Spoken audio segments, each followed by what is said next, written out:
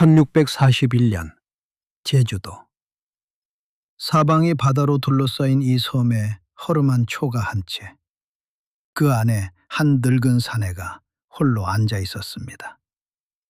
한때 이 나라의 모든 것을 가졌던 사내였습니다.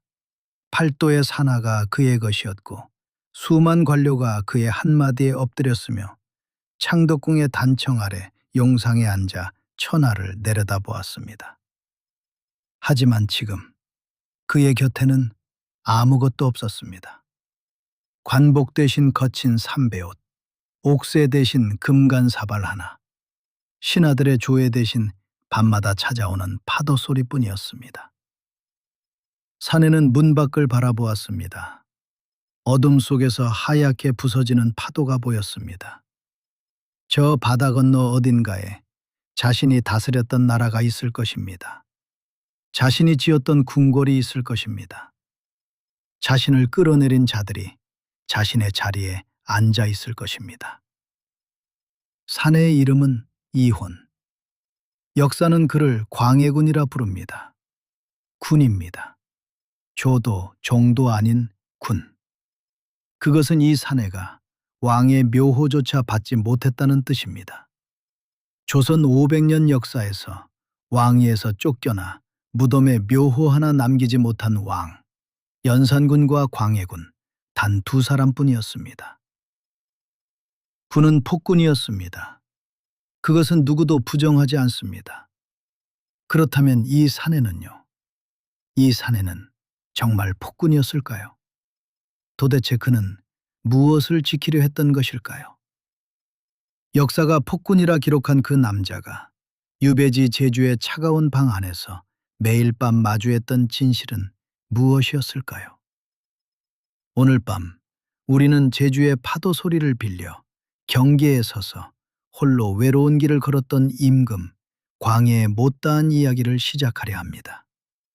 광해군의 긴 밤이 시작됩니다. 광해군의 비극을 이해하려면 먼저 그의 태생으로 돌아가야 합니다. 광해군이 태어난 것은 1575년 선조 8년의 일이었습니다. 그의 아버지는 조선 제14대 왕 선조, 어머니는 공빈 김씨라는 후궁이었습니다. 여기서 하나 기억해 두어야 할 것이 있습니다. 후궁의 아들, 적자가 아니라 서자였다는 것. 이 한 가지 사실이 광해군의 전 생애를 관통하는 비극의 씨앗이 됩니다.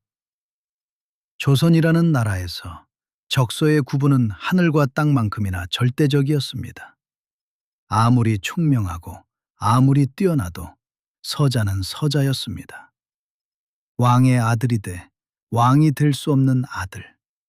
그것이 광해군의 태생적 운명이었습니다. 그런데 운명이라는 것은 때로 예측할 수 없는 방향으로 흘러가는 법입니다. 1592년 4월 13일, 조선 전체를 뒤흔든 그날이 왔습니다. 임진왜란. 고니시 유키나가가 이끄는 일본군 제1군이 부산포에 상륙했을 때 조선의 군사체제는 종이장처럼 무너져 내렸습니다. 부산진이 하루 만에 함락되었고 동매성이 이틀 만에 떨어졌습니다. 일본군은 파죽지세로 북상했습니다. 보름도 채 지나지 않아 적은 이미 한양 턱밑까지 밀고 올라왔습니다. 선조는 도망쳤습니다. 그것도 밤중에 백성을 버려둔 채. 왕이 한양을 떠나자 성난 백성들이 궁궐에 불을 질렀습니다. 장례원과 형조에 불을 놓은 것은 노비 문서와 형벌 기록을 태워버리려는 것이었습니다. 이 도망간 나라, 백성이 궁궐을 불태운 나라, 1592년의 조선은 그런 나라였습니다. 선조는 의주까지 도망갔습니다. 압록강 건너 명나라로 넘어갈 국리까지 했습니다. 자기 나라를 버리고 남의 나라로 도망치려 했던 것입니다. 하지만 그 혼란의 와중에 선조는 한 가지 결정을 내립니다. 분조를 설치한 것입니다. 분조란 조정을 둘로 나누는 것을 말합니다. 왕이 이끄는 본조가 의주로 가는 동안 또 하나의 조정을 만들어 전쟁을 수행하게 한 것입니다. 그리고 그 분조를 이끌 사람으로 선조는 17살에 세자를 지명했습니다. 광해군이었습니다. 생각해 보십시오. 17살의 소년에게 무너져 내리는 나라를 맡긴 것입니다. 군대는 흩어지고 관리는 도망쳤고 백성은 아비규환 속에 있었습니다.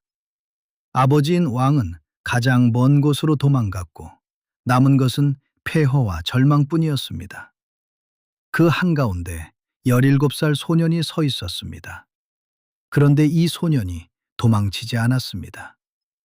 광해군은 분조를 이끌고 평안도, 황해도, 강원도를 돌며 의병을 모으고 군량을 수습하고 흩어진 관군을 다시 모았습니다. 적진을 뚫고 이동해야 했고 밥 한 끼 제대로 먹지 못하는 날이 허다했습니다. 비를 맞으며 산길을 걸었고 밤에는 민가의 처마 밑에서 잠을 청해야 했습니다. 실록에는 이런 기록이 남아 있습니다. 세자가 이천에 이르렀을 때 비가 쏟아져 길이 진흙탕이 되었다. 세자의 옷이 흠뻑 젖었으나 갈아입을 옷이 없었다. 수행하는 신하들이 눈물을 흘렸다. 또 이런 기록도 있습니다. 세자가 직접 백성들 앞에 나아가 말했다. 내가 여기 있으니 두려워하지 마라. 왕실이 너희를 버리지 않았다. 아버지는 도망갔지만 아들은 남았습니다. 왕은 백성을 버렸지만 세자는 백성 곁에 있었습니다. 전쟁통에 굶주리고 가족을 잃고 집을 빼앗기고 왕마저 도망간 이 나라에서 유일하게 자신들 곁에 남아준 왕실의 사람. 그것이 광해군이었습니다. 백성들에게 광해는 우리를 버리지 않은 유일한 왕실의 희망이었습니다. 임진왜란 7년, 그 기나긴 전쟁 동안 광해군은 분조의 수장으로서 전쟁의 한복판을 누볐습니다. 의병장들과 머리를 맞대고 명나라 원군과 교섭하고 피란민을 수습하고 무너진 행정을 다시 세웠습니다. 17에 시작해 24세 끝난 전쟁.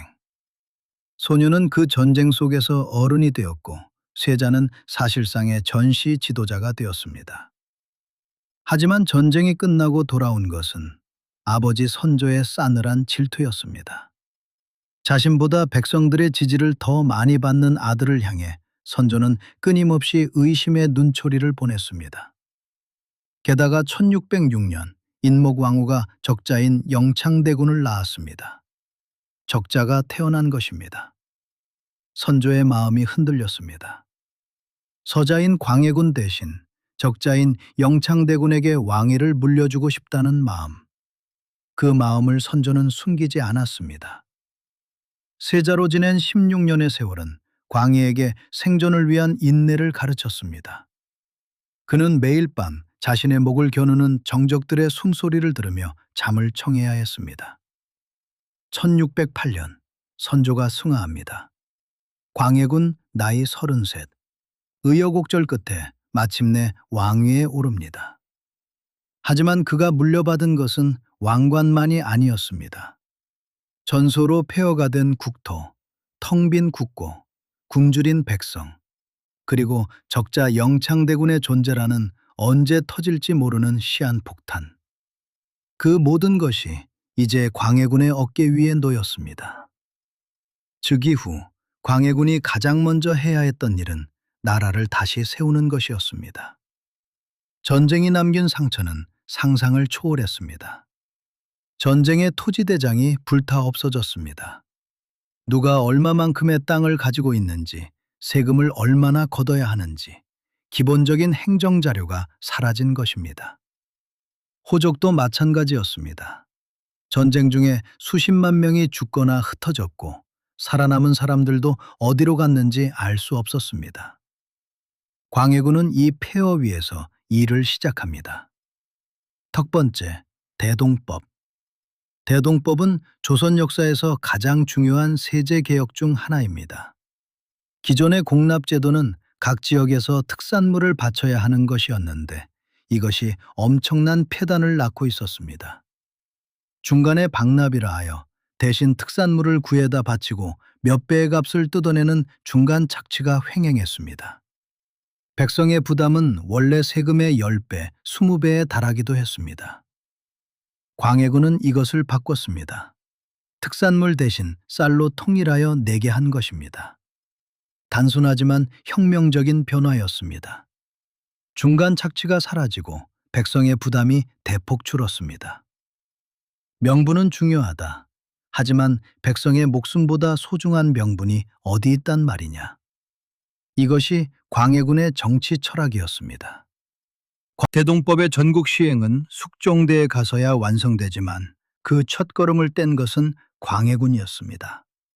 경기도에서 시범 실시한 이 제도가 조선 후기 세제의 근간이 되었으니까요. 두 번째, 궁궐중건. 임진왜란 때 경복궁, 창덕궁, 창경궁이 모두 불탔습니다. 왕이 살 곳이 없었습니다. 광해군은 창덕궁과 창경궁의 재건에 착수했고 나아가 인경궁과 경덕궁을 새로 지었습니다.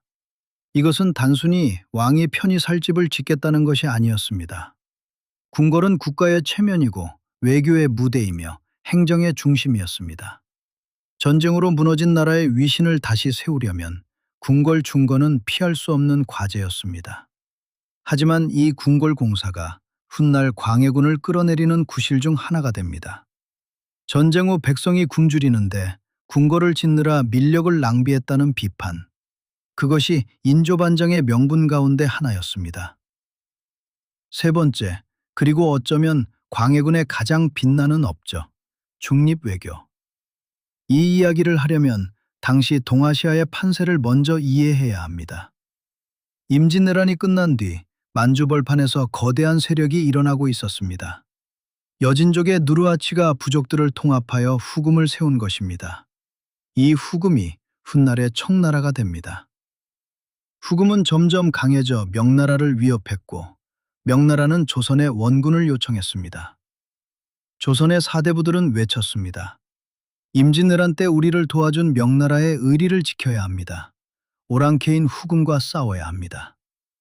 명나라가 원군을 보내준 은혜, 이른바 제조지은을 갚아야 한다는 것이었습니다. 하지만 광해군의 생각은 달랐습니다. 광해군은 냉정하게 현실을 보았습니다. 명나라는 기울어가고 있었습니다. 후금은 떠오르고 있었습니다. 이 거대한 두 호랑이 사이에 끼인 조선이 한쪽 편을 확실히 들었다가 그 편이 지면 어떻게 되겠습니까? 멸망입니다. 또다시 전쟁이 일어나면 임진왜란의 비극이 되풀이됩니다. 광해군은 그 전쟁을 몸으로 겪은 사람이었습니다. 17의 폐허 위에 섰던 그 소년이 이제 왕이 되어 같은 비극을 되풀이하게 둘 수는 없었습니다.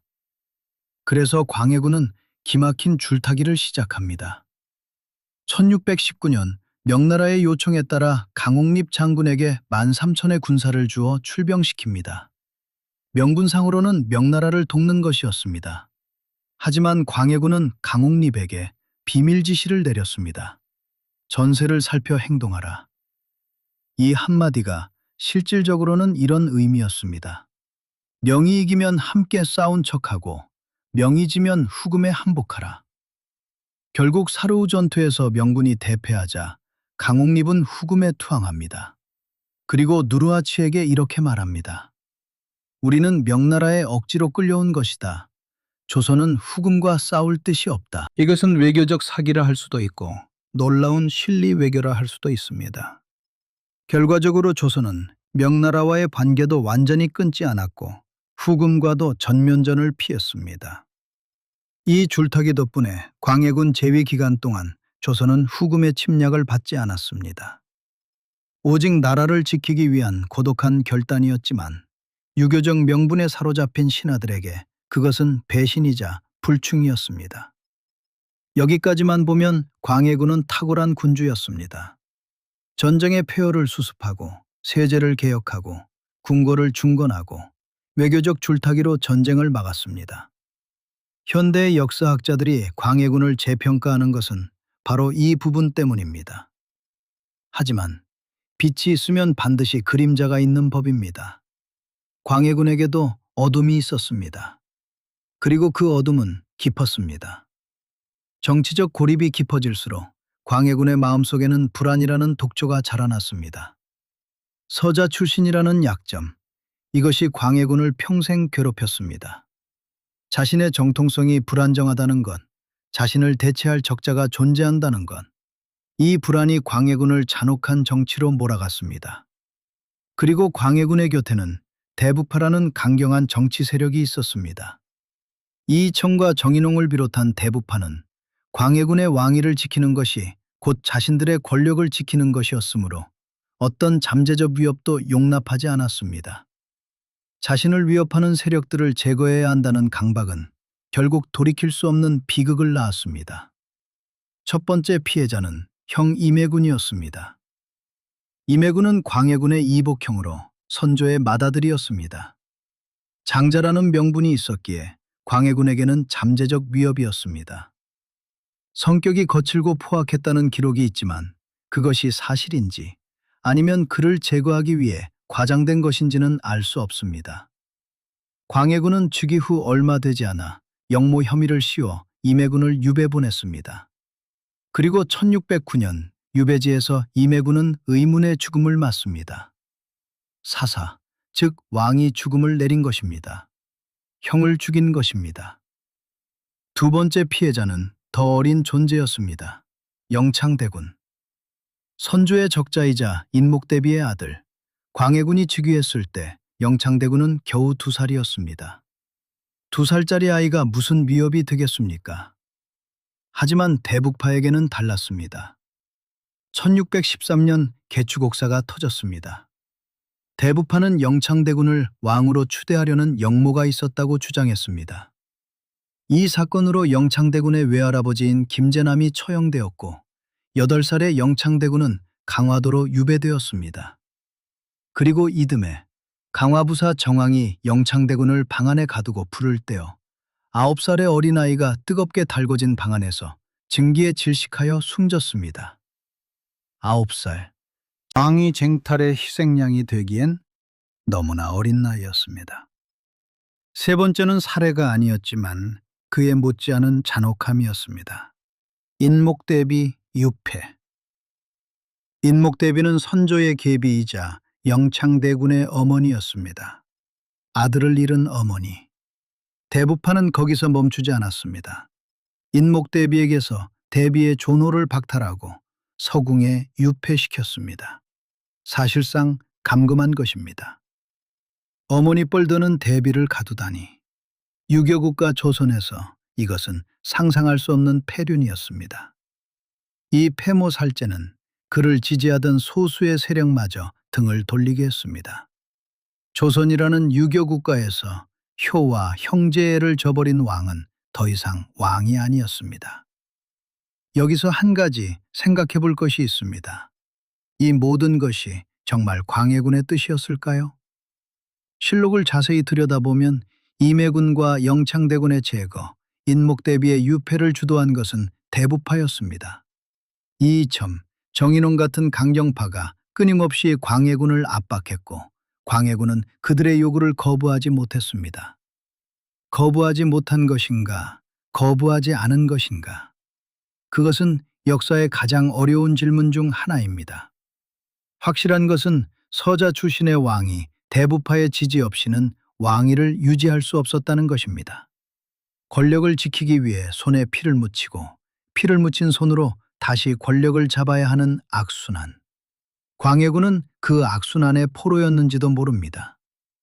대동법을 시행하여 백성의 짐을 덜어준 손과 영창대군의 죽음을 허락한 손이 같은 손이었습니다. 중리배교로 전쟁을 막은 머리와 인목대비를 유폐한 결정을 내린 머리가 같은 머리였습니다. 한 인간 안에 이렇게 극단적인 두 얼굴이 공존할 수 있다는 것. 그것이 광해군이라는 인물을 역사상 가장 복잡한 왕으로 만드는 이유입니다. 광해군은 매일 밤 궁궐 처마 끝을 스치는 바람 소리에도 누군가 자신을 죽이러 오는 것은 아닌지 괴로워하며 술로 밤을 지새웠습니다. 1623년 3월 13일. 이날 밤 한양은 평소와 다름없이 고요했습니다. 광해군은 창덕궁에서 잠을 자고 있었습니다. 어쩌면 꿈을 꾸고 있었을지도 모릅니다.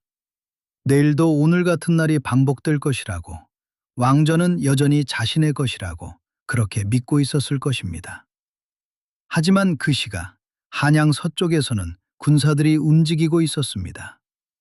능양군 이종, 김류, 이괄, 이귀, 최명길 이들이 이끄는 반정군이 창덕궁을 향해 진군하고 있었습니다. 반정의 명분은 이러했습니다. 하나, 인목대비를 유폐한 패륜. 둘, 영창대군을 죽인 잔혹함. 셋, 무리한 궁궐공사로 민력을 고갈시킨 것. 넷, 명나라에 대한 의리를 저버리고 오랑캐 후금과 화친한 것.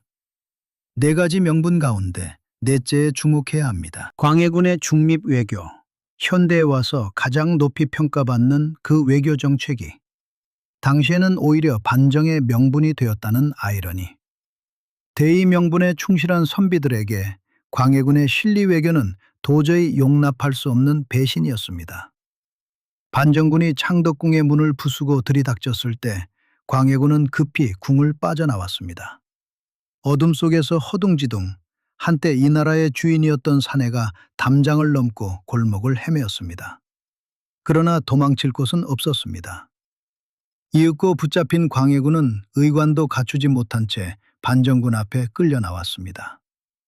어젯밤까지 이 나라의 왕이었던 사내가 오늘 아침에는 죄인이 되어 있었습니다. 화붓밤. 왕에서 죄인이 되는 데 걸린 시간은 단 하룻밤이었습니다. 반정이 성공한 뒤 유폐되었던 인목대비가 풀려 나왔습니다.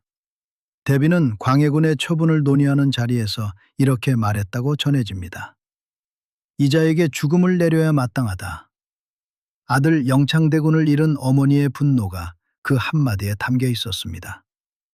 하지만 반정 세력은 광해군을 죽이지 않았습니다.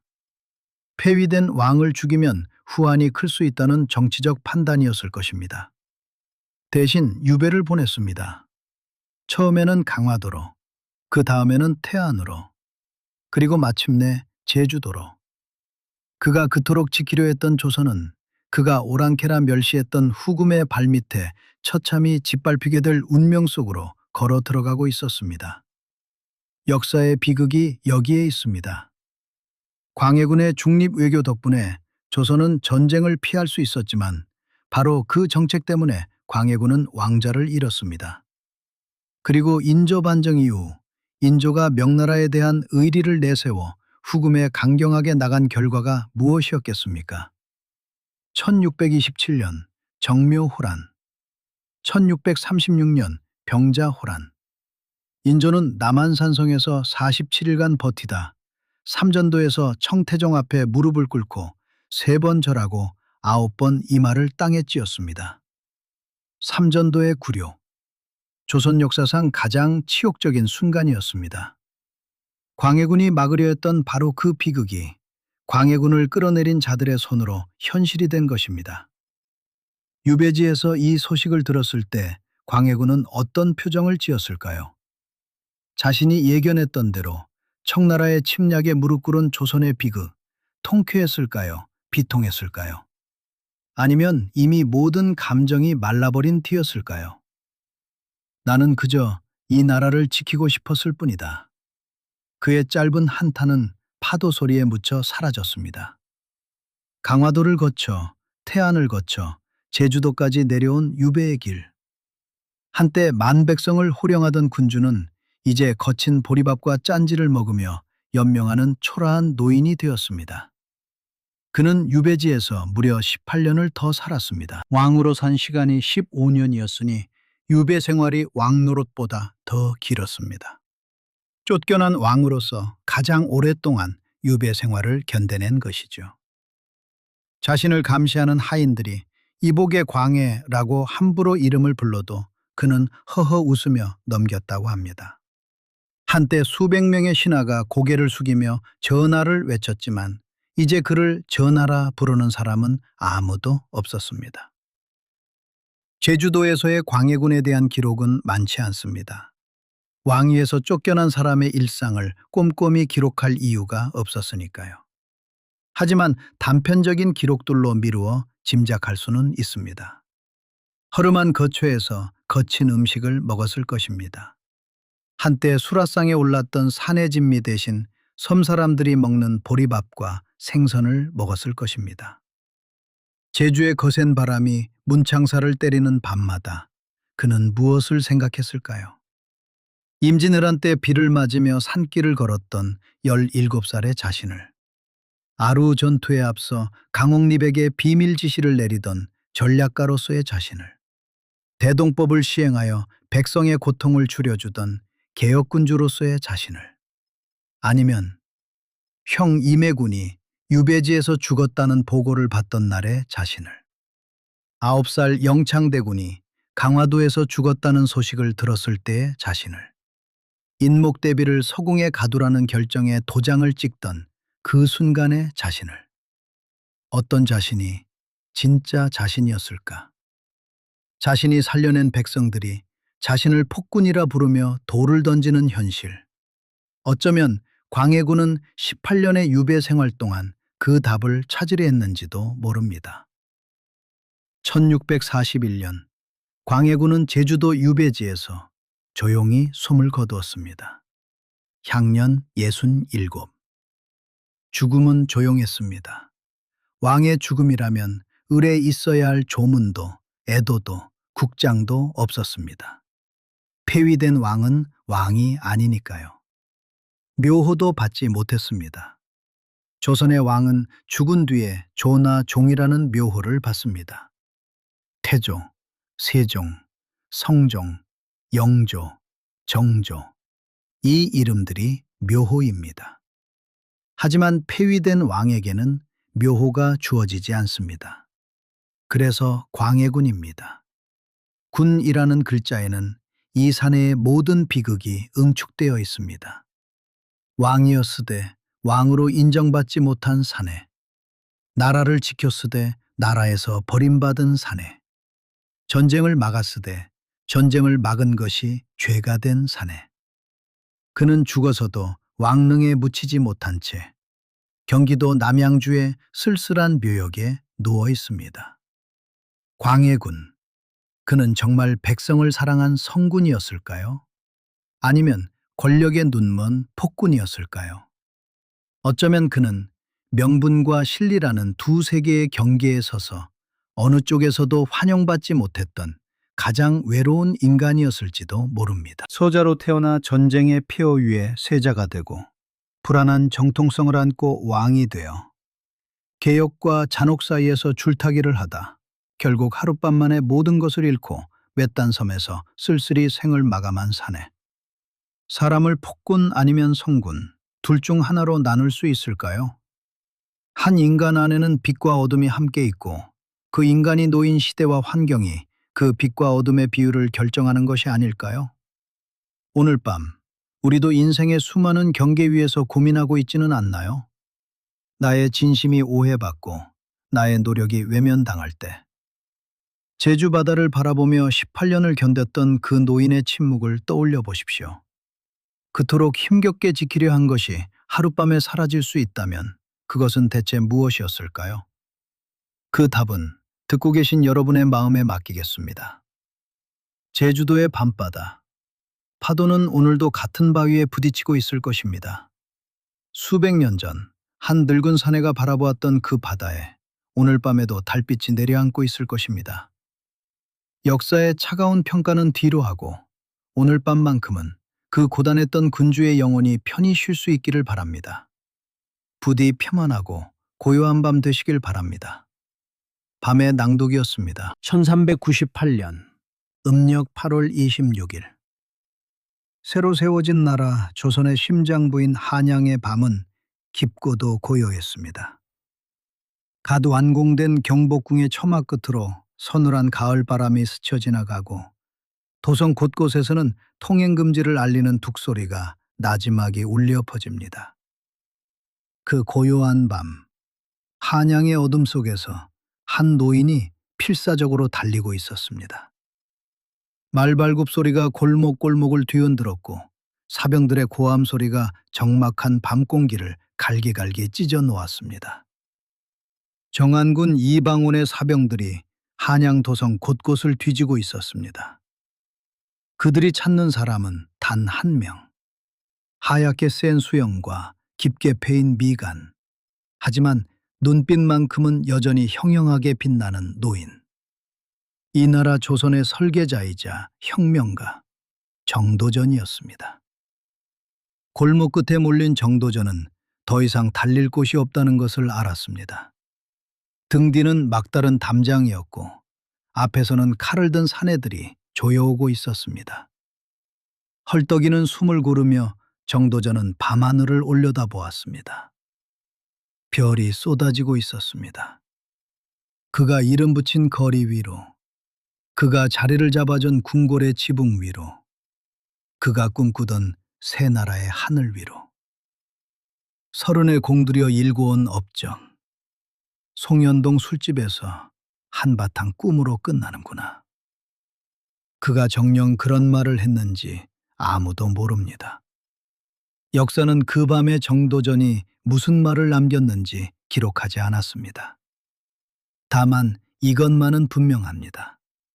그 밤 이후 정도전의 이름은 역적이 되었습니다. 그리고 그가 설계한 나라는 500년을 이어갔습니다.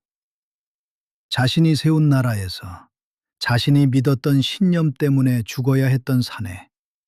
오늘 밤 우리는 조선의 기틀을 닦았던 거인 정도전의 마지막 밤과 그가 꿈꿨던 이상 국가의 내막으로 들어가 봅니다.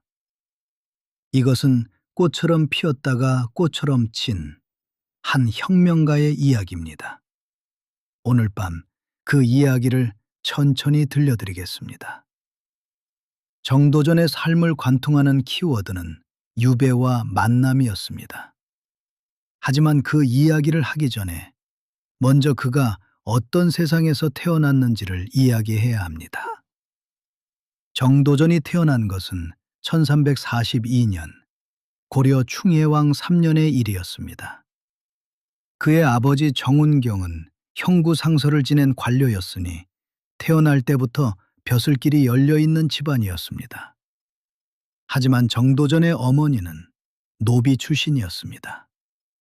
고려시대에 이것은 치명적인 약점이었습니다.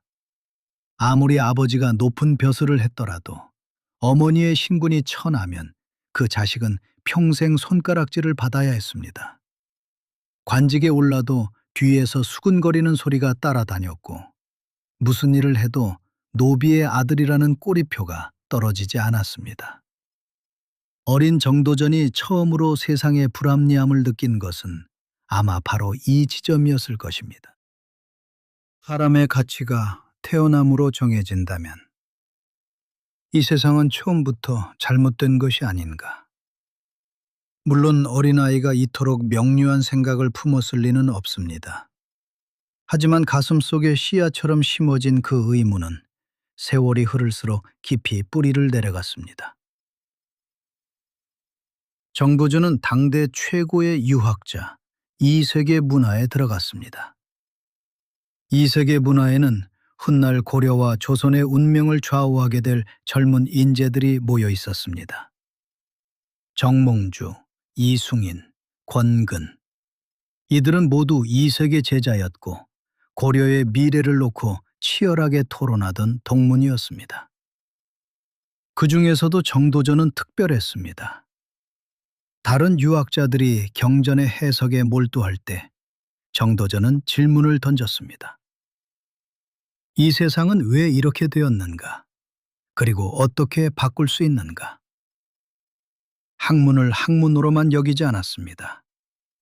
그에게 유학은 세상을 해석하는 도구인 동시에 세상을 바꾸는 무기였습니다. 하지만 정도전이 살던 고려 말은 학문의 이상이 현실 앞에서 무참히 부서지는 시대였습니다. 원나라의 간섭 아래 고려의 왕은 허수아비나 다름없었고 건문 세족들은 백성의 토지를 닥치는 대로 빼앗았습니다.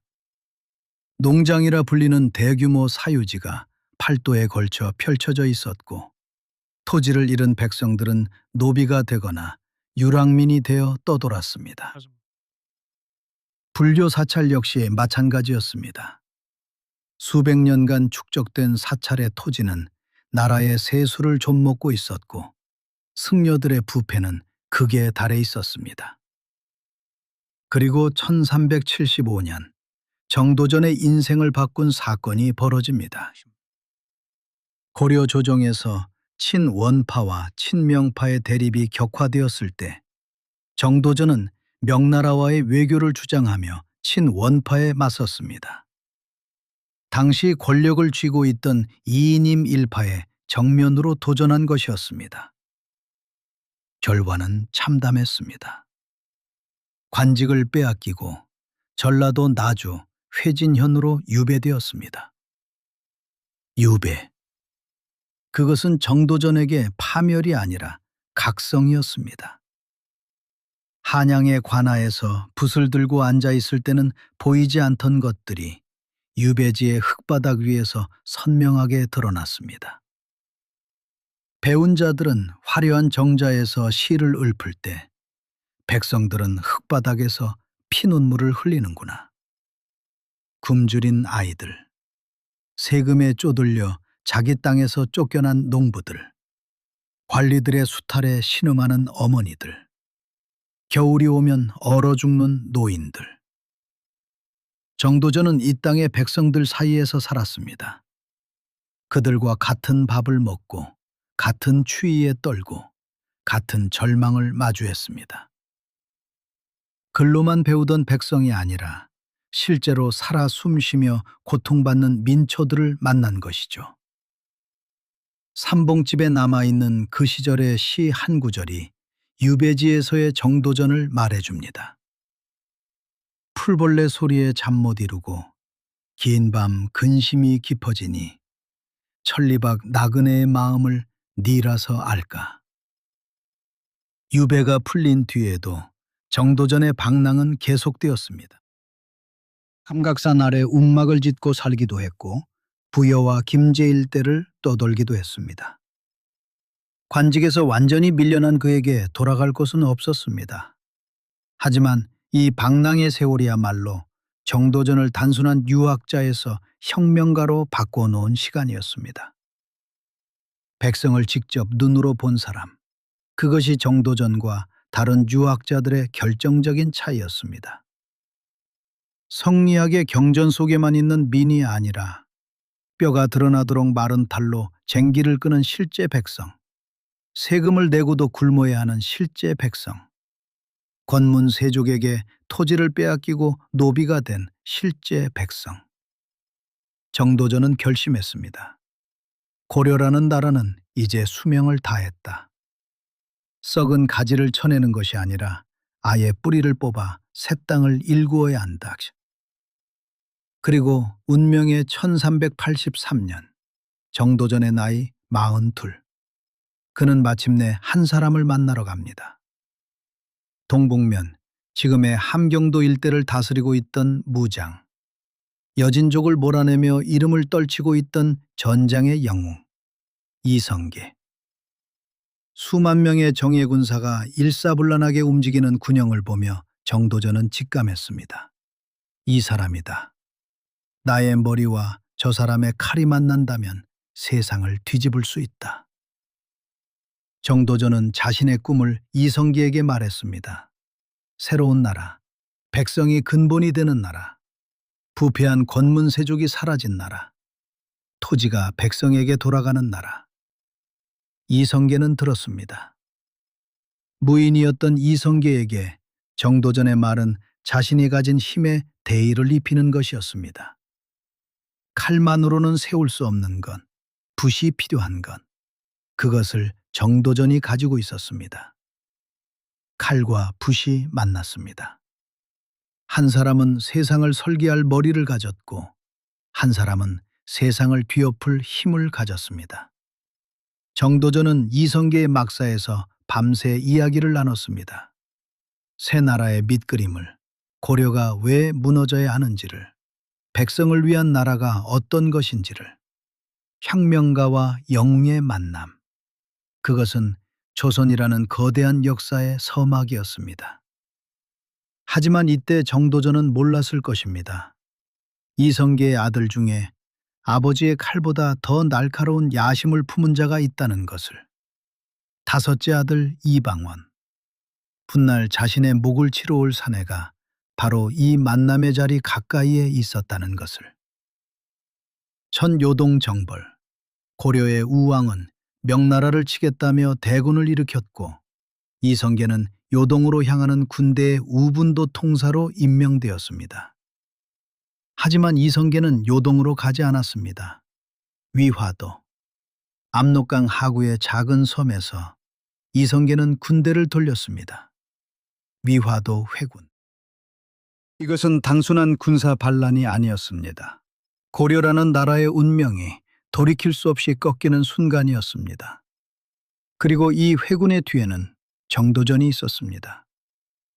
요동 정벌이 무모하다는 것을 논리적으로 설파한 사람, 회군이 대의에 어긋나지 않음을 명분으로 세운 사람, 이성계의 결단에 확신을 심어준 사람, 칼을 돌리게 한 것은 붓의 힘이었습니다.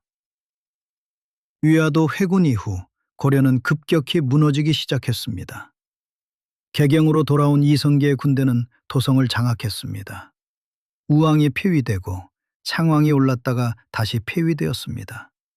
공양왕이 즉위했으나 그것은 무너지는 건물의 마지막 기둥에 불과했습니다.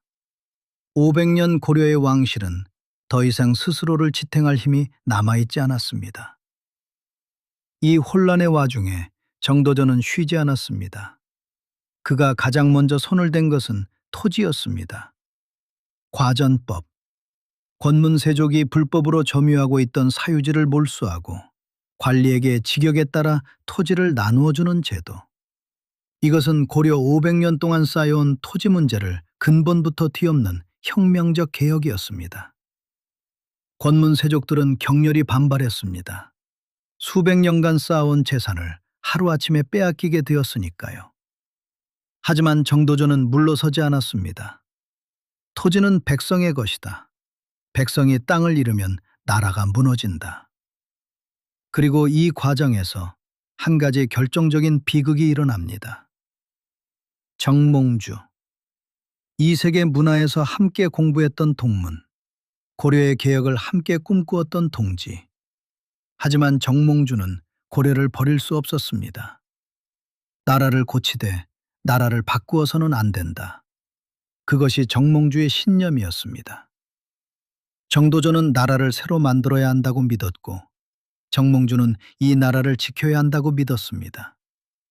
같은 스승 아래에서 같은 꿈을 꾸었던 두 사람이 신념 하나의 차이로 돌이킬 수 없는 갈림길에 섰습니다. 1392년 정몽주는 선주교에서 이방원의 수하에 의해 참살되었습니다. 정도전이 그 소식을 들었을 때 그의 마음은 어떠했을까요? 역사는 기록하지 않습니다. 하지만 한때 같은 꿈을 나누었던 벗이 피를 흘리고 쓰러졌을 때 아무런 감정도 없었을 리는 없습니다. 다만 정도전은 멈추지 않았습니다. 혁명이란 한 번 시작하면 멈출 수 없는 것이니까요. 1392년 음력 7월 17일 마침내 조선이 건국되었습니다. 이성계가 수창궁에서 왕위에 올랐습니다. 고려가 멸망하고 조선이 세워진 것입니다. 이성계가 왕위에 올랐지만 실제로 나라의 설계도를 그린 것은 정도전이었습니다. 정도전에게 건국은 끝이 아니라 시작이었습니다. 왕을 세우는 것은 첫걸음에 불과했습니다. 이제 나라를 만들어야 했습니다. 가장 핵심적인 것은 재상 중심의 정치 체제였습니다. 왕은 하늘이 내린 상징일 뿐 실제로 나라를 다스리는 것은 덕망 있는 재상들이어야 한다. 왕은 도구로 나라를 다스리되 실제 정무는 재상이 운영한다. 왕이 잘못된 판단을 내리면 재상이 바로잡는다. 왕 한 사람의 역량에 나라의 운명을 맡기지 않는다. 정도전의 꿈은 왕의 독단을 막고 시스템에 의해 운영되는 나라였습니다. 이 꿈을 담아 정도전이 직접 집필한 책이 있었습니다. 조선 경국전. 이 책은 조선이라는 나라의 설계도 그 자체였습니다. 국가의 통치구조, 관료제도, 재정운영, 군사 편제, 법률 체계, 한나라를 운영하는 데 필요한 모든 것이 이 한 권에 담겨 있었습니다. 그뿐이 아니었습니다. 정도전은 경제문감도 저술하여 재상과 관료가 백성을 다스릴 때 지켜야 할 원칙과 역사적 사례를 집대성했습니다. 불시잡변을 통해서는 불교의 폐해를 조목조목 비판하며 성리학을 새 나라의 정신적 기둥으로 세우고자 했습니다. 훗날 완성되는 경국대전의 뿌리가 바로 이 조선 경국전이었습니다. 정도전의 설계는 책 속에만 머물지 않았습니다. 한양 도성. 정도전은 세수도 한양의 도시 설계에 깊이 관여했습니다. 그는 한양을 수도로 정하고 궁궐의 이름과 도성의 사대문 이름 하나하나에 유교적 이상을 담았습니다. 경복궁의 정각들의 이름을 붙인 사람이 바로 정도전이었습니다. 근정전, 부지런히 정사를 돌보라는 뜻의 이 이름은 왕에 대한 정도전의 주문이었습니다. 왕이란 높은 곳에 앉아 권위를 누리는 자가 아니라 백성을 위해 부지런히 일하는 자라는 것. 사정전, 깊이 생각하여 정사를 펴라. 광화문, 왕의 큰 덕이 온 사방을 비추다. 숭례문, 흥인지문, 돈이문, 숙정문, 한양도성의 사대문 이름까지 정도전의 손에서 나왔습니다. 그가 이름 붙인 전각과 문과 거리는 600년이 지난 오늘날까지 그 이름 그대로 남아 있습니다. 하지만 이 철학은 강력한 왕권을 원했던 왕자들, 특히 이방원에게는 용납할 수 없는 도전이었습니다. 이성계의 다섯째 아들, 고려의 과거에 급제한 문무를 전비한 왕자, 아버지의 왕위를 위해 선주교에서 정몽주를 제거한 냉혹한 정치가, 이방원은 건국 과정에서 아버지 못지않은 공을 세웠습니다. 아니, 어떤 면에서는 아버지보다 더 결정적인 역할을 했습니다. 정몽주를 제거한 것도 이방원이었고 건국의 마지막 걸림돌들을 치워버린 것도 이방원이었습니다. 나라를 세운 것은 우리 이씨 가문의 칼인데 어찌하여 저 선비놈이 주인 행세를 하려 드는가. 그런데 새 나라가 세워지자 정도전은 이방원을 밀어냈습니다. 세자 책봉.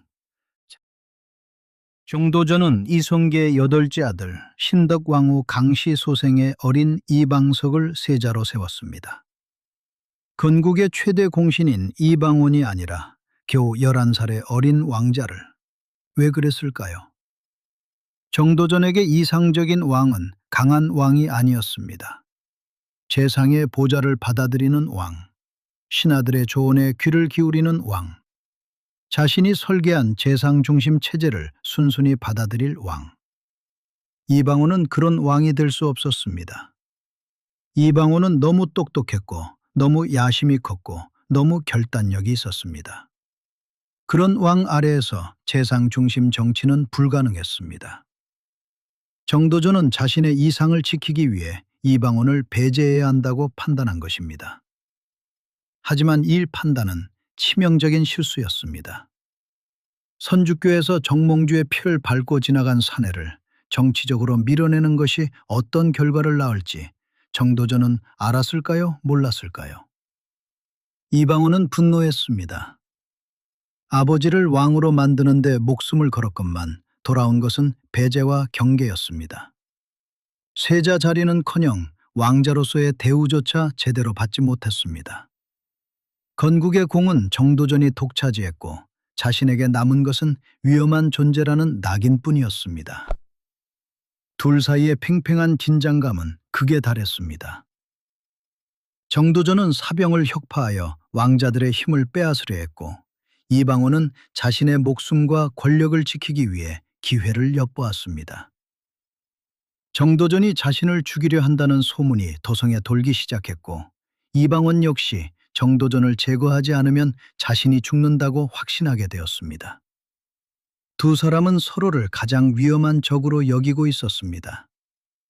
한 사람은 새 나라의 제도를 지키기 위해, 다른 한 사람은 자신의 생존을 위해. 두 야심가의 대립은 피할 수 없는 파국을 향해 치닫고 있었습니다. 다시 1398년 8월 26일의 밤입니다. 이성계가 병석에 누웠습니다. 총애하던 신덕왕후 강씨가 세상을 떠난 뒤 왕의 몸과 마음은 급격히 무너져 내리고 있었습니다. 왕이 쓰러지자 정도전과 이방원 사이의 긴장은 극한에 달했습니다. 정도전은 사변 혁파를 서두르면서 동시에 요동정벌 계획을 추진하고 있었습니다. 왕자들의 군사를 전쟁에 동원한다는 명분으로 사병을 흡수하려는 계획이었습니다. 하지만 이 계획은 너무 느렸습니다. 혁명가는 제도를 설리하는 데 능했지만 칼날 앞에서의 속도 싸움에는 서툴렀습니다. 이방원은 먼저 움직였습니다. 제1차 왕자의 난. 이방원은 자신의 사병을 이끌고 일어섰습니다. 먼저 세자 이방석의 측근인 남운의 집을 습격했습니다. 그리고 칼끝은 정도전을 향했습니다. 정도전은 그 밤 동료들과 함께 술을 마시고 있었다고 합니다. 어떤 기록은 그가 이방원의 거사를 전혀 눈치채지 못했다고 적고 있고, 또 다른 기록은 미리 경고를 받았으나 대비하지 못했다고 전합니다. 어느 쪽이든 결과는 같았습니다. 이방원의 사병들이 들이닥쳤을 때 정도전은 도주했습니다. 자신이 설계한 그 도성의 어둠 속을 필사적으로 달렸습니다. 어둠 속을 달려 한 민가에 숨었다고도 하고 골목을 헤매다가 붙잡혔다고도 합니다. 이방원의 칼날 앞에 선 정도전. 태조실록의 기록은 담담합니다. 정도전이 붙잡혀 이방원 앞에 끌려왔을 때 그는 살려달라고 애원했다고 합니다. 이 기록을 어디까지 믿을 수 있는지는 알 수 없습니다. 역사는 승자가 쓰는 것이니까요. 태조실록의 정도전에 관한 기록은 이방원이 왕이 된 뒤에 정리된 것입니다. 역적으로 규정된 인물의 최후를 비루하게 그리는 것은 승자의 역사에서 흔히 있는 일입니다. 다만 이것만은 확실합니다. 그 밤 정도전은 죽었습니다. 나이 57. 내가 꿈꿨던 나라는 이제 누구의 것이 되겠는가.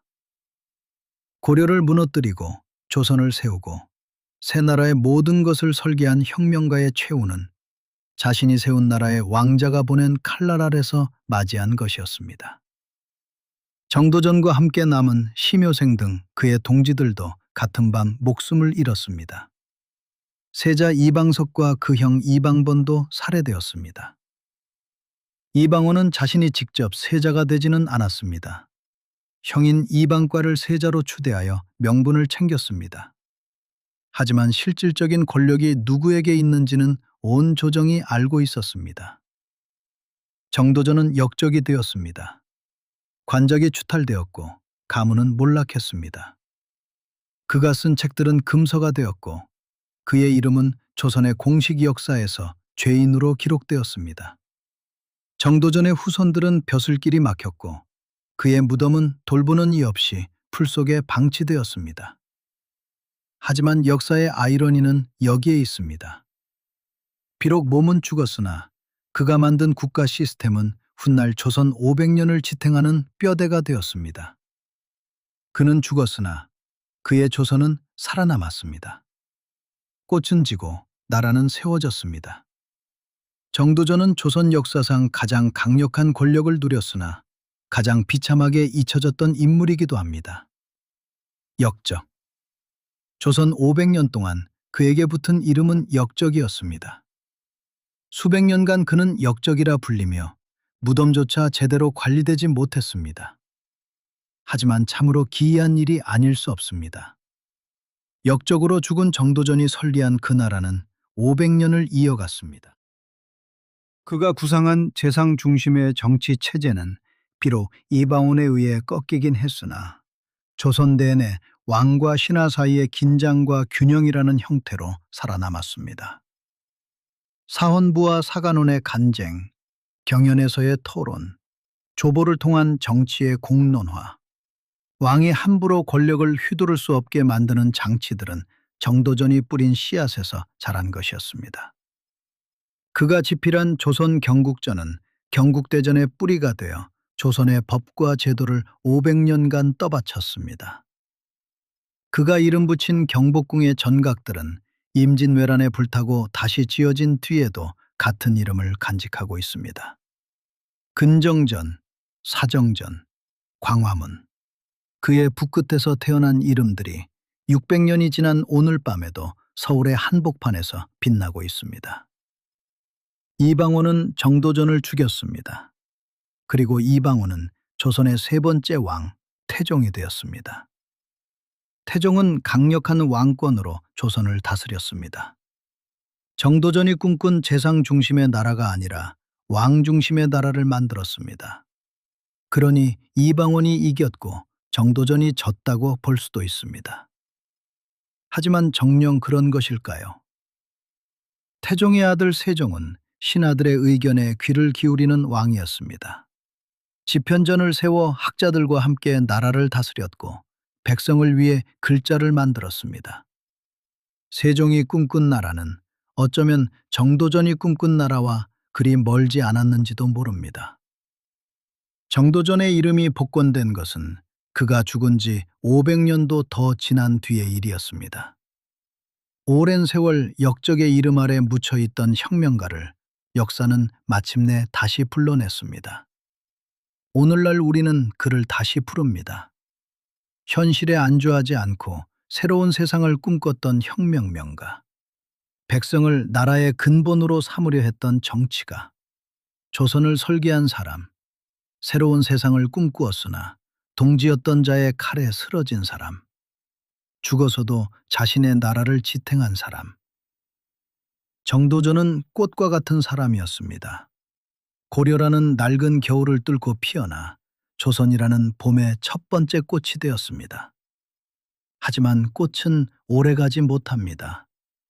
봄이 무르익기도 전에 바람에 꺾이고 말았습니다. 꽃은 졌습니다. 하지만 꽃이 떨어진 자리에 열매가 맺혔습니다. 그 열매가 바로 조선이었습니다. 오늘 밤 이 이야기를 들으시는 분들 중에도 혹시 자신의 신년 때문에 외로운 밤을 보내고 계신 분이 있으실지 모르겠습니다. 내가 옳다고 믿는 길이 세상에서는 인정받지 못할 때, 함께 걸었던 동지가 돌아서서 적이 되었을 때, 내가 잃은 것들이 정작 나에게는 아무것도 남겨주지 않았을 때, 정도전의 밤도 그러했을 것입니다. 유배지에서 풀벌레 소리를 들으며 잠 못 이루던 밤, 삼각산 움막에서 차가운 바닥에 등을 대고 누워 천장을 보던 밤, 그리고 마지막으로 이방원의 칼날 앞에 선 그 밤. 그 모든 밤을 지나 정도전이 남긴 것은 하나의 나라였습니다. 서른의 노력을 한바탕 꿈이라 말하며 의연하게 죽음을 맞이했던 그 노학자의 용기를 떠올려 보십시오. 우리의 꿈도 언젠가는 누군가에게 거대한 뼈대가 될지 모르니까요. 꽃은 지고 나라는 세워졌습니다. 부디 평안하고 고요한 밤 되시길 바랍니다. 밤의 낭독이었습니다. 1895년 음력 8월 20일. 한양의 밤 공기가 유난히 차갑던 그날, 경복궁 건청궁 옥호루에는 아직 촛불이 꺼지지 않았습니다. 새벽 5시, 동이 들려면 아직 한참이나 남은 가장 어두운 시각이었습니다.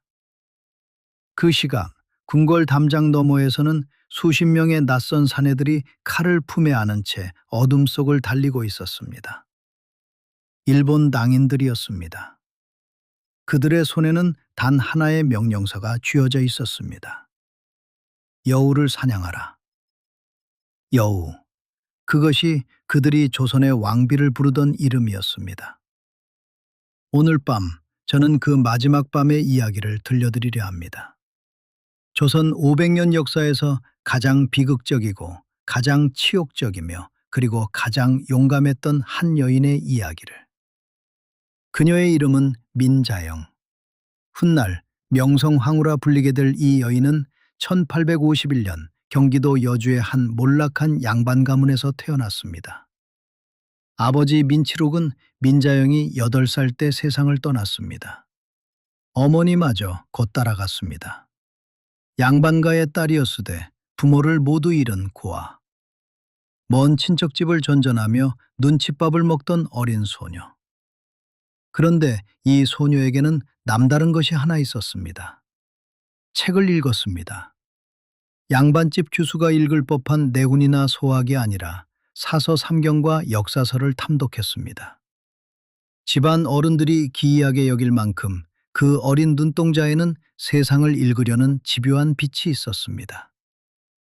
운명이 그녀를 찾아온 것은 16살 때였습니다. 1866년 흥선대원군 이하응은 아들 고종의 왕비를 고르고 있었습니다.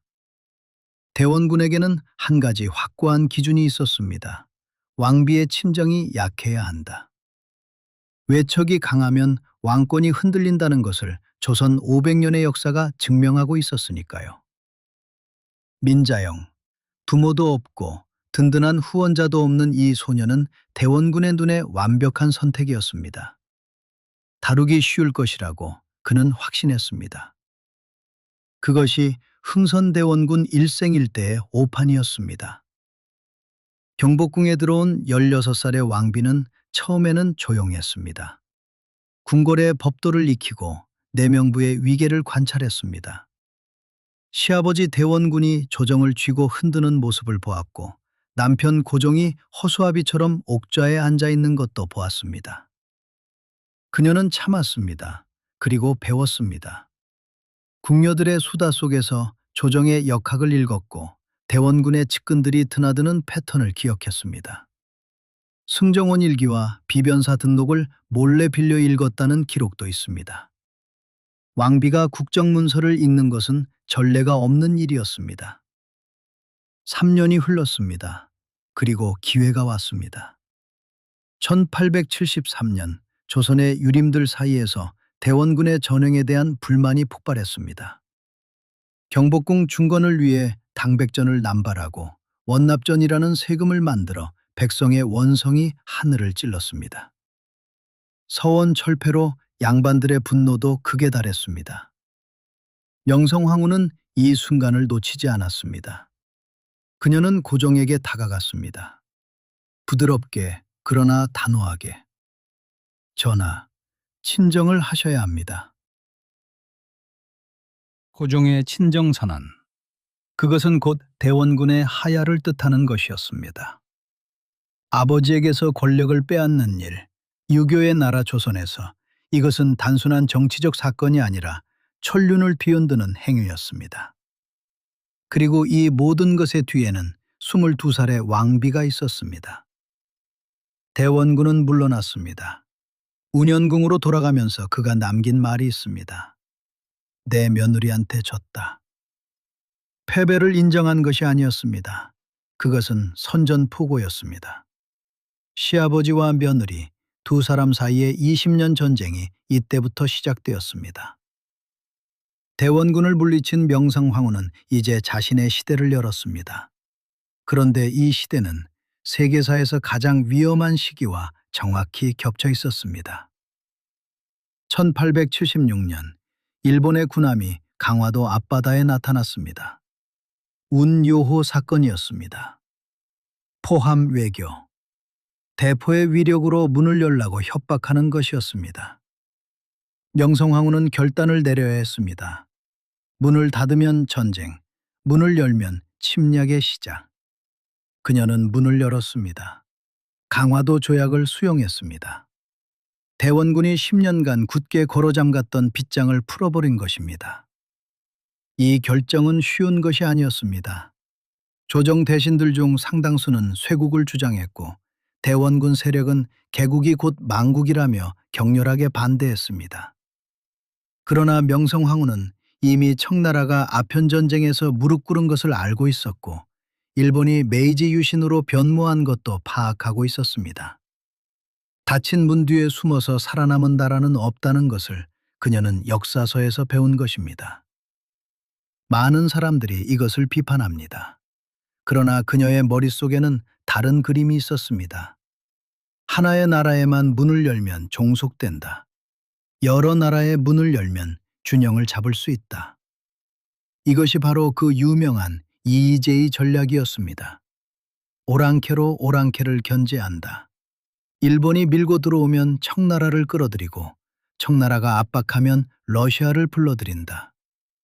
열강의 이해관계를 저울질하면서 그 틈에서 조선의 자주를 지키겠다는 것. 위태로운 줄타기였습니다. 하지만 19세기 말 약소국이 선택할 수 있는 거의 유일한 생존 전략이기도 했습니다. 태국의 출랄롱군 왕도, 오스만 제국의 술탄도 모두 비슷한 방식으로 버텼습니다. 작은 나라가 큰 나라들 사이에서 살아남는 방법은 예나 지금이나 다르지 않습니다.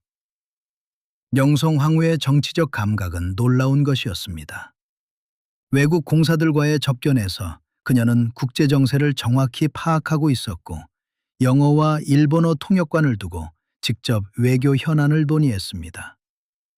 러시아 공사 베베르는 본국에 이렇게 보고했습니다. 조선의 왕비는 이 나라에서 유일하게 대화가 통하는 사람이다. 영국 여행 작가 이사벨라 버드 비숍은 조선을 방문한 뒤 이렇게 기록했습니다. 왕비는 조선에서 유일하게 남자다운 인물이다. 이 말이 칭찬인지 비아냥인지는 해석의 여지가 있습니다. 그러나 한 가지는 분명합니다. 19세기 말 동아시아의 격변기 한복판에서 이 여인은 분명 자기 목소리를 가진 정치인이었습니다. 그러나 줄타기에는 반드시 떨어지는 순간이 옵니다. 1894년 조선 팔도에서 동학 농민운동이 일어났습니다. 전동준이 이끄는 농민군이 전라도를 휩쓸었고 조정은 당황했습니다. 명성황후는 청나라에 원병을 요청했습니다. 이것이 치명적인 실수였습니다. 청나라 군대가 아산만에 상륙하자 일본도 거류민 보호를 명목으로 즉각 군대를 보냈습니다. 텐진 조약에 따라 한쪽이 군대를 보내면 다른 쪽도 보낼 수 있었습니다. 명성황후의 이의제의 전략이 스스로를 물어뜯는 순간이었습니다. 청일전쟁이 터졌습니다. 그리고 일본이 이겼습니다. 동아시아의 판이 완전히 바뀌었습니다. 수천 년간 중화질서의 중심이었던 청나라가 무너지고 그 자리를 일본이 차지했습니다. 조선은 이제 일본의 손아귀 안에 있었습니다. 1895년 일본은 조선을 완전히 장악하려 했습니다. 그 앞에 하나의 장벽이 있었습니다. 명성황후. 그녀는 굴복하지 않았습니다. 일본이 밀고 들어올수록 이번에는 러시아를 끌어들이기 시작했습니다. 러시아 공사 베베르와의 접촉을 늘렸고 조선의 군사 교관을 러시아인으로 교체하려는 움직임까지 보였습니다. 일본 공사 미우라 고로는 이를 지켜보며 이를 갈았습니다. 그는 본국에 전보를 쳤습니다. 여우를 제거하지 않으면 조선 경영은 불가능합니다. 여우. 그것이 일본이 명성황후에게 붙인 암호명이었습니다. 도쿄에서 돌아온 답시는 짧았습니다. 현지 판단에 맡긴다. 이 네 글자가 한나라의 왕비를 죽이라는 명령이었습니다. 1895년 음력 8월 20일, 양력으로는 10월 8일. 새벽 4시경, 경복궁 광화문 앞에 이상한 무리가 집결했습니다. 일본 수비대 병사들, 그리고 그들 사이에 섞인 민간인 복장의 사내들, 일본 낭인, 깡패와 불량배로 구성된 자객 집단이었습니다. 훈련대 소속 조선인 군인 일부도 합류했습니다. 대원군의 이름을 빌렸습니다. 대원군이 직접 가마를 타고 궁으로 향하는 모습이 목격되기도 했습니다. 시아버지가 며느리를 죽이는데 동원된 것인지 아니면 그 역시 이용당한 것인지 역사는 아직 완전한 답을 내놓지 못하고 있습니다. 새벽 5시. 광화문이 열렸습니다. 아니, 부서졌습니다. 무장한 무리가 궁궐 안으로 쏟아져 들어왔습니다. 경비 병사들이 저항했습니다. 궁궐 시위대장 홍계운이 칼을 뽑아 맞섰으나 총탄에 쓰러졌습니다. 충성스러운 신하의 피가 궁궐 돌바닥 위에 흩뿌려졌습니다. 무리는 건청궁을 향해 달렸습니다. 왕비가 있는 곳. 건청궁 오코루. 궁녀들의 비명이 새벽 공기를 찢었습니다. 일본 낭인들은 궁녀들의 머리채를 잡아 끌며 물었습니다. 왕비가 어디 있느냐? 궁녀들은 대답하지 않았습니다. 머리채가 잡히고 옷이 찢기고 칼이 겨눠져도 입을 열지 않았습니다. 그 순간 한 여인이 앞으로 나섰습니다. 나를 놓아라. 목소리는 떨리지 않았다고 합니다. 사서에는 그렇게 기록되어 있습니다. 그 여인이 명성 황후였는지 아니면 왕비를 대신해 나선 궁녀였는지는 아직도 논쟁이 있습니다. 다만 확실한 것은 누군가가 그 새벽에 목숨을 걸고 앞으로 걸어 나갔다는 사실입니다. 낭인들의 칼이 번뜩였습니다. 그 이후의 일을 말하기가 참으로 어렵습니다. 일본 낭인들은 왕비의 시신을 노권, 건천궁 뒤편의 소나무 숲으로 끌고 갔습니다. 그리고 불을 질렀습니다. 석유를 뿌리고 장작을 쌓고 한나라의 왕비를 태웠습니다. 제가 된 유해를 연못에 던졌다는 기록도 있습니다. 이것이 을미사변입니다. 한나라의 수도, 그것도 왕이 잠든 궁궐 한복판에서 외국의 자객이 왕비를 살해하고 시신을 훼손한 사건. 세계 근대사에서 이런 일은 전례가 없었습니다. 그 이후로도 없었습니다. 소식이 전해지자 조선 팔도가 뒤집혔습니다. 을미의병이 일어났습니다. 유인석, 이소웅, 민용호 같은 유생들이 의병을 이끌고 봉기했습니다. 국모의 원수를 갚자. 이 외침이 팔도의 산천을 울렸습니다. 고종은 러시아 공사관으로 피신했습니다. 아관 파천이었습니다. 조선의 임금이 자기 궁궐에서 쫓겨나 외국 공사관에 몸을 숨긴 것. 이것이 얼마나 치욕적인 일인지는 말할 필요조차 없을 것입니다. 일본은 국제 여론의 문매를 맞았습니다. 미우라 고로를 비롯한 관련자 48명을 히로시마 재판소에 넘겼으나 전원 증거 불충분으로 무죄 방면했습니다. 사실상의 은폐였습니다. 세계 각국의 언론이 이 사건을 보도했습니다. 뉴욕타임스는 야만적인 범죄라고 표현했고 영국 신문들은 일본의 문명국 주장이 허구임을 드러내는 증거라고 비판했습니다. 그러나 어떤 나라도 조선을 위해 나서지는 않았습니다. 강대국들의 공부는 진심이었을지 모르나 이해관계 앞에서 정의란 늘 뒷전이었습니다. 고종은 러시아 공사관에서 1년을 보낸 뒤 1897년 경운궁, 지금의 덕수궁으로 돌아왔습니다. 그리고 대한제국을 선포합니다. 황제의 나라. 그것은 아내를 잃은 남편이 그녀가 평생 지키려 했던 자주 독립의 뜻을 이어받으려는 마지막 몸부림이기도 했습니다. 명성황후. 이 이름 석자를 어떻게 평가해야 할까요? 그녀를 성군의 반열에 올리는 시선이 있습니다. 쇄국의 빗장을 풀고 외교로 나라를 지키려 한 섬각자. 남성 중심의 유교 사회에서 정치의 중심에 선 비범한 여성. 그녀를 비판하는 시선도 있습니다. 민씨 척족을 등용하며 부패를 방조했고 이의제의 전략은 결국 조선을 열강의 각축장으로 만들었다고. 둘 다 사실입니다. 그리고 둘 다 전부는 아닙니다. 분명한 것은 하나입니다.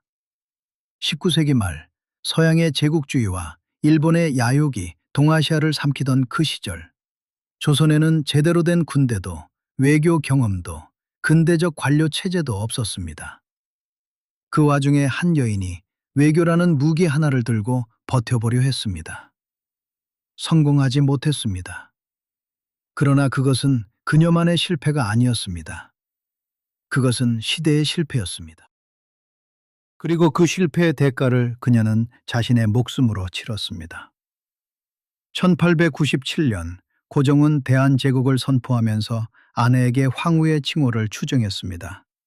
명성황후, 밝을 명명, 이룰 성정. 밝게 이루었다는 뜻입니다. 그녀의 능은 경기도 남양주 홍릉에 있습니다. 처음에는 청량리에 모셨다가 1919년에 지금의 자리로 옮겼습니다. 고종이 세상을 떠난 뒤에야 비로소 부부가 나란히 묻혔습니다.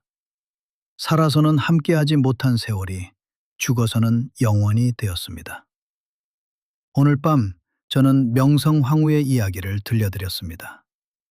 칼과 불 앞에서도 끝까지 자신의 자리를 지키려 했던 한 여인의 이야기를. 권력을 위해 싸웠느냐, 나라를 위해 싸웠느냐.